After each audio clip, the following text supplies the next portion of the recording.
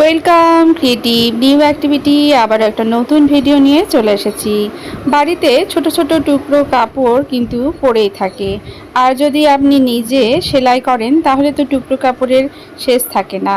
তো আমিও যেহেতু টুকটাক সেলাই করি, তো এই ব্লাউজের পিসটা থেকে বেঁচে যাওয়া যে টুকরোটা ছিল, তো সেটাকে দিয়ে আজকে আপনাদের সঙ্গে শেয়ার করব একটা যে হ্যান্ড ব্যান্ড বলতে পারেন বা হেয়ার ব্যান্ড বলতে পারেন, দুটোভাবেই কিন্তু আমরা ব্যবহার করতে পারি।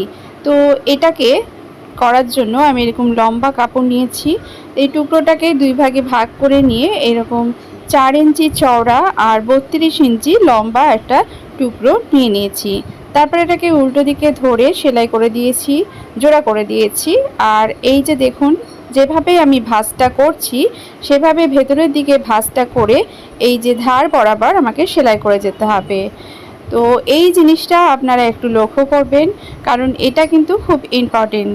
এইভাবে যদি আমরা ভাঁজ করে এই ধার বরাবর সেলাই করি, তাহলে আমরা ভেতরে যে ভাঁজ করা যে কাপড়টা আছে সেটাকে ধীরে ধীরে বের করে পুরোটাই সেলাই করে দিতে পারবো। এই যে দেখুন, আমার সেলাই করা যে অংশটা আছে আর ভেতরের অংশটা আমি কিভাবে আবার বের করে সেলাই করে নিচ্ছি সেটাই আপনাদের সঙ্গে সুন্দরভাবে শেয়ার করছি। কারণ এই জিনিসটাই আমাদের বুঝতে অসুবিধা হয় যে এটা আমরা কিভাবে কাপড়টাকে বের করছি। আর সেজন্যই আমি সবাইকে বোঝানোর জন্য ভিডিওটা খুব স্লো করছি, কারণ পুরোটা দেখানোর চেষ্টা করছি যাতে করে সবাই বুঝতে পারে। এই যে দেখুন, ধার বরাবর আমি সেলাই করছি আর ভেতরের কাপড়টাকে ধীরে ধীরে এইভাবে টেনে টেনে বের করে নিচ্ছি। এটাকে লক্ষ্য করলে আপনারা বুঝতে পারবেন যে কিভাবে আমরা পুরোটাকে ধার বরাবর সেলাই করে নিব। তো এটা উল্টো দিকেই আছে, সেলাইটা উল্টো দিকেই থাকবে।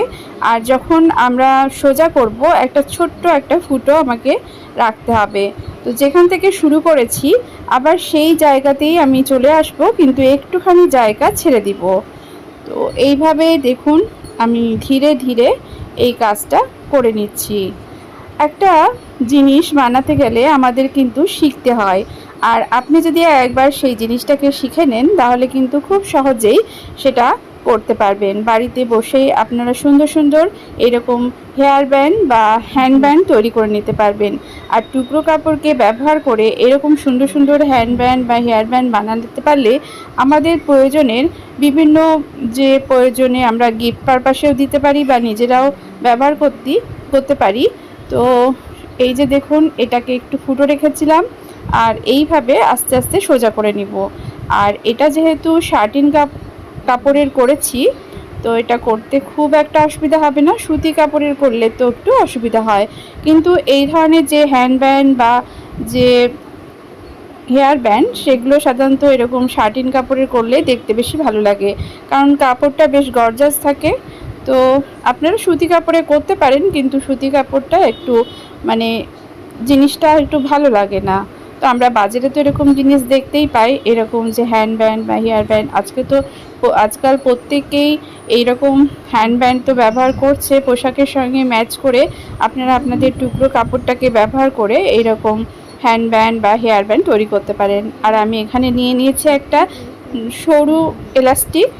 এটা আমি নিয়েছি আমার 5.5 ইঞ্চি মতো আমি এখানে নিয়েছি। এটা ছোটোই আছে, কারণ এটা আমি অনেক দিন আগে যে মাস্ক বানিয়েছিলাম সেই মাস্ক থেকে যখন অনেকগুলো বানিয়েছিলাম, তো সেই মাস্কের জন্য আমি কেটে কেটে রেখেছিলাম। তো সেই টুকরো যে এলাস্টিকটা ছিল সেটাকেই নিয়েছি। তো আপনি 7 ইঞ্চি মতো নিতে পারেন, যতটা আপনি ভেতরের যে গোলটা রাখতে চান সেটা রাখতে পারেন, তবে 7 ইঞ্চি মোটামুটি আপনার এটা বেশ ভালো লাগবে। তো এই দেখুন, আমি এটাকে সেফটি পিনের সাহায্যে ভেতরে ঢুকিয়ে দিচ্ছি, যেটা সবাই করতে পারবে। আর যেখান থেকে মানে যে ফুটোটা ছিল সেই ফুটো দিয়েই কিন্তু এটা ঢুকিয়ে দিতে হবে। আর এইভাবে যে আমি গোল করে যে সেলাইটা করেছি, তাতে করে কিন্তু আপনাকে ওই যেই ফুটোটাকে আমি রেখেছি ফাঁকা, সেই জায়গাতে একটু সেলাই করে নিতে হবে। এই যখন এলাস্টিকটা ঢুকানো হয়ে যাবে, এই যে দেখুন আমার এলাস্টিকটা প্রায় ঢুকানো হয়ে গেছে। আর আমি সেজন্য যে মাথাটাকে আর এই যে পেছনটা আছে সেটাকে এভাবে গিট দিয়ে দিব। ব্যাস, আমার কাজ হয়ে গেল। এখানে আপনি সেলাইও করতে পারেন, কিন্তু আমার মনে হয় এই ইলাস্টিকটাকে এভাবে গিট দিয়ে দিলেই মোটামুটি ঠিক হবে। এই যে দেখুন, এইরকমভাবে গিট দিয়ে দিয়ে আমি এটাকে ভেতরে সুন্দরভাবে ঢুকিয়ে দিব, আর তারপরে এই যে কাপড়টাকে এরকমভাবে ঠিকঠাক করে নিব যাতে করে দেখতে আরও সুন্দর হয়। এই যে দেখুন রেডি হয়ে গেল। শুধুমাত্র যেই ফুটো জায়গাটা আছে সেই জায়গাটা আমাকে বন্ধ করতে হবে, আর সেটা করার জন্য আমাকে সুতো ব্যবহার করতে হবে। কারণ এই যে জায়গাটা আছে ফাঁকা, সেই জায়গাতে আমি যদি সেলাই করে দিই মেশিন দিয়ে, তাহলে কিন্তু দেখতে বাজে লাগবে। আর সেইটা করার জন্য আমি সুতো নিয়ে নিয়েছি, আর ম্যাচিং কালারের সুতো নিতে হবে। আর এই যে দেখুন গিটটা আমি নিয়েছি, সেটা কিন্তু ভেতরের দিকে।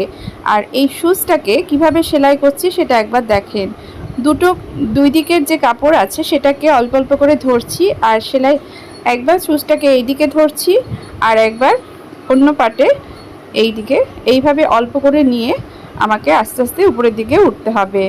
এইভাবে সেলাই করলে কিন্তু আপনারা যে সেলাইটা করছেন সেটা পরবর্তীতে দেখা যাবে না। এই ধরনের সেলাই আমরা অনেক সময় যে প্যান্টের যে ছোট বড় হলে ছোট করি, তখন এই যে এটা কিন্তু ভ্যানিশ সেলাই বলতে গেলে, যে ছোট হয়ে যাবে কিন্তু সেলাইটা দেখা যাবে না।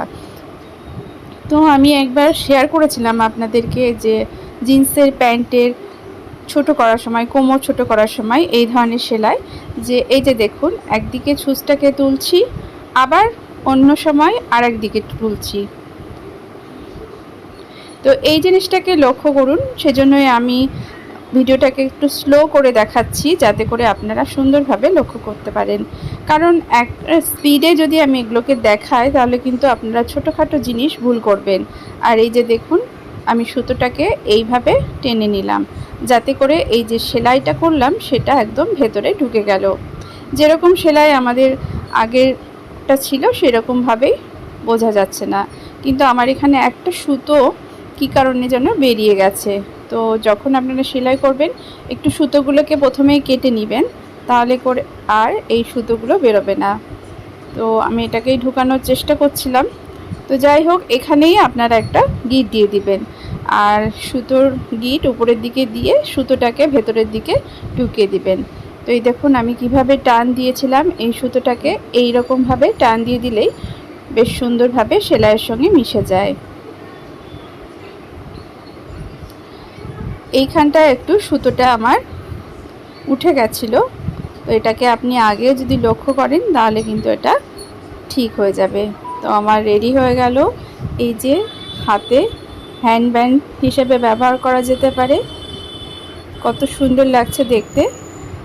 ম্যাচিং ড্রেসের সঙ্গে এরকম হ্যান্ডব্যান্ড কিন্তু খুবই ভালো লাগে, বা আপনি চুলেও এভাবে ব্যবহার করতে পারেন। তো কেমন লাগলো আমার এই ভিডিওটা অবশ্যই কমেন্ট করে জানাবেন, আর ভালো লাগলে অবশ্যই একটা লাইক করে দিবেন। বাই।